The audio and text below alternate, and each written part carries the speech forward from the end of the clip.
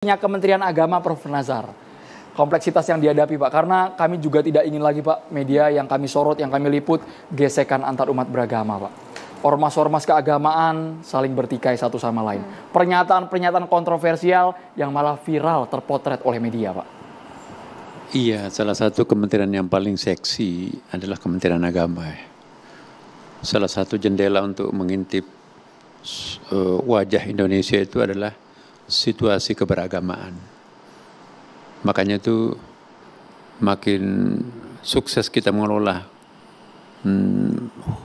keberagamaan di Indonesia, itu kontribusi besar untuk pencitraan Indonesia.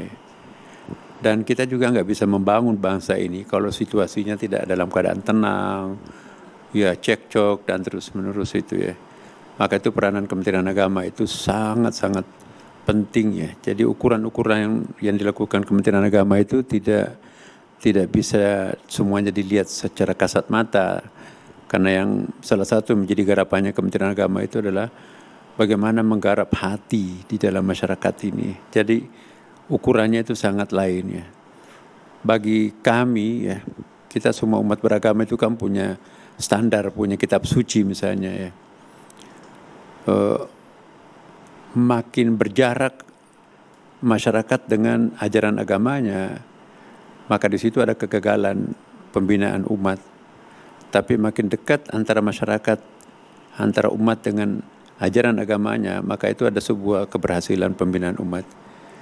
Nah, jadi kriteria keberagaman itu tidak hanya diukur formalitasnya saja ya, tetapi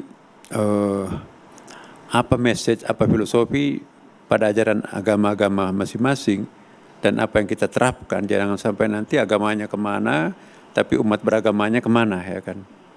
Jadi tidak boleh ada jarak sebetulnya antara ajaran agama dengan pemeluknya.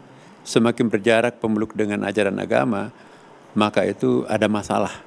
Nah, tantangan kami di Kementerian Agama, bagaimana menciptakan jarak yang lebih dekat dan dekat lagi, akhirnya bisa menyatu antara ajaran agama dengan pemeluknya. Nah, Kementerian Agama sekarang ini lebih langsing ya. Lebih, ya itu ada hikmahnya ya. Kami ingin sampaikan juga kepada para pemirsa TV One ya. Mungkin Kementerian Agama inilah yang paling banyak mengalami proses profesionalisasi ya, untuk tidak menyebut pemilahan ya. Sekurang-kurangnya 7,5 Kementerian Agama itu mengalami perubahan. Dulu peradilan agama itu berada all in di dalam Kementerian Agama. Kemudian dipisahkan, peradilan agama pindah ke Mahkamah Agung. Ya. Jadi yang ada Kementerian Agama nikah dan rujuknya, tetapi talaknya, perceraiannya itu larinya ke Mahkamah Agung. Peradilan agama di situ kan. Kemudian dulu Kementerian Agama juga mengelola secara all in zakat. Sekarang sudah menjadi Basnas. Sama juga dengan wakaf, dulu juga di dalam Kementerian Agama, sekarang menjadi BWI, Badan Wakaf Indonesia. Kita dulu juga punya Litbang, ya Litbang Kementerian Agama, sekarang ini masuk ke BRIN. Ya, tidak lagi di dalam payung Kementerian Agama. Nah, terakhir ini haji ya umrah, tadinya di dalam rangkulan Kementerian Agama, sekarang ini menjadi badan tersendiri, diurus oleh badan itu setingkat dengan menteri.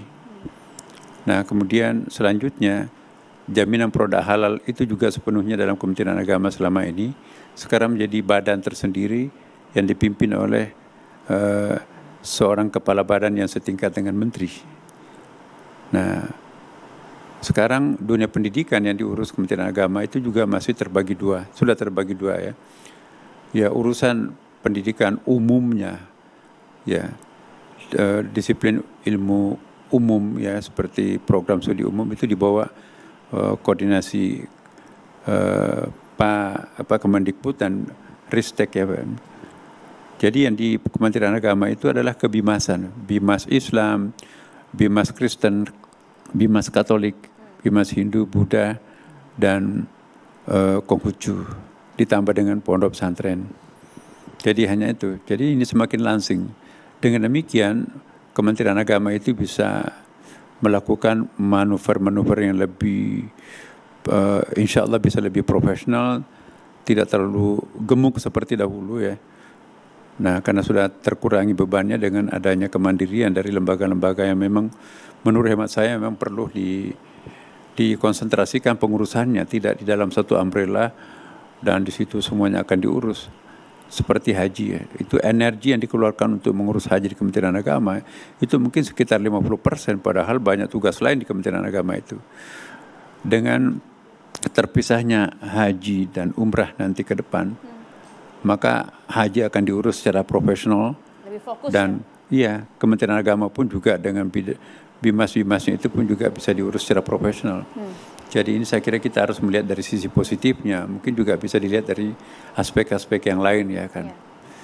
Tetapi poin yang saya ingin saya sampaikan pada kesempatan ini, karena Kementerian Agama ini adalah sebuah Kementerian Agama yang sangat tua ya, sejak awal kementerian ini, dan itu organisasinya itu menggurita sampai ke tingkat kecamatan dengan adanya KUA ya kan. Ya, satu-satunya kementerian yang mungkin seperti Kementerian Agama ini. Kita punya Kanwil Kementerian Agama di setiap provinsi, kita punya kantor Kandepak ya di setiap kabupaten dan kota madya, sampai ke tingkat kecamatan ada KUA. Ya. Jadi